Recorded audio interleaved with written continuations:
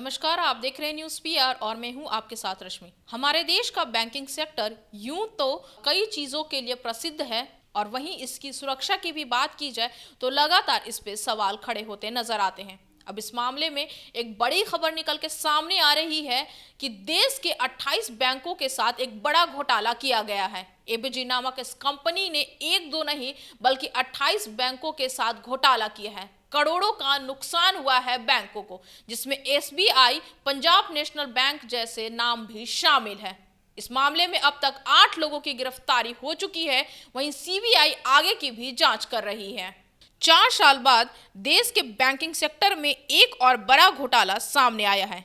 ABG group ने एक दो नहीं बल्कि 2 दर्जन से ज्यादा बैंकों के साथ धोखाधड़ी की है। आंकड़ा इतना बड़ा है कि बैंकिंग घोटाले के सारे रिकॉर्ड टूट गए हैं। इस मामले में अब तक 8 लोगों की गिरफ्तारी की जा चुकी है। फिलहाल सीबीआई ने मुकदमा दर्ज कर लिया है और जांच भी शुरू कर दी है। जल्द ही जांच में दूसरी एजेंसियों के नाम भी शामिल हो सकते हैं।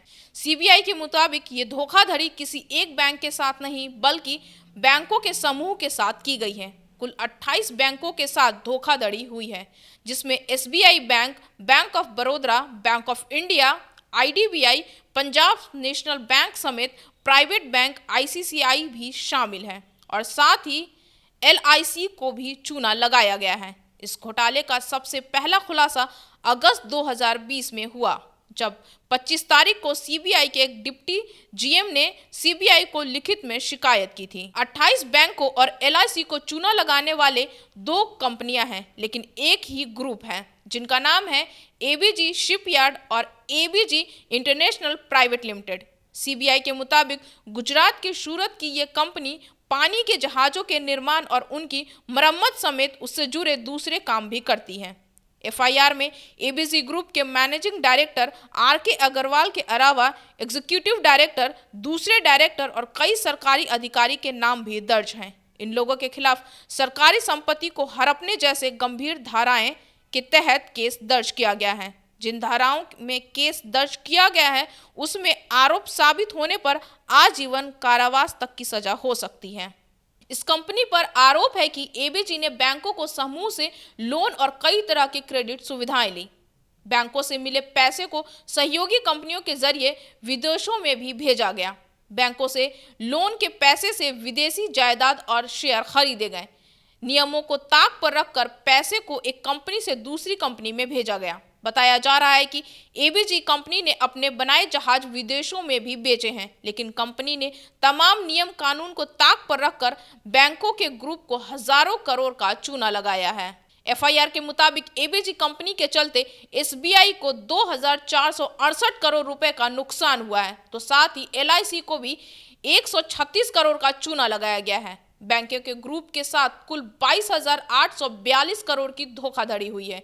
ये घोटाला 2012 से 2017 के दौरान का है, यानी मनमोहन सरकार से लेके मोदी राज तक।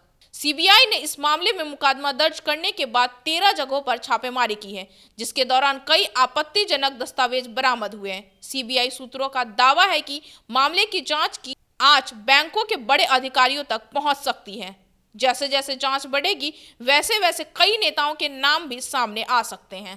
बैंकिंग क्षेत्र का सबसे बड़ा घोटाला ये माना जा रहा है।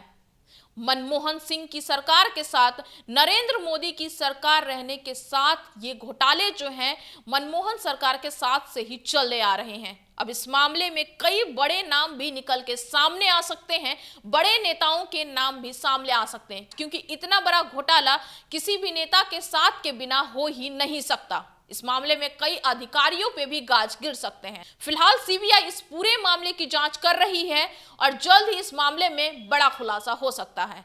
आगे इसी तरह की खबरों के लिए बने रहें हमारे साथ और हमारे चैनल को लाइक, शेयर और सब्सक्राइब जरूर करें। साथ ही हमारे फेसबुक पेज को फॉलो करें। धन्यवाद।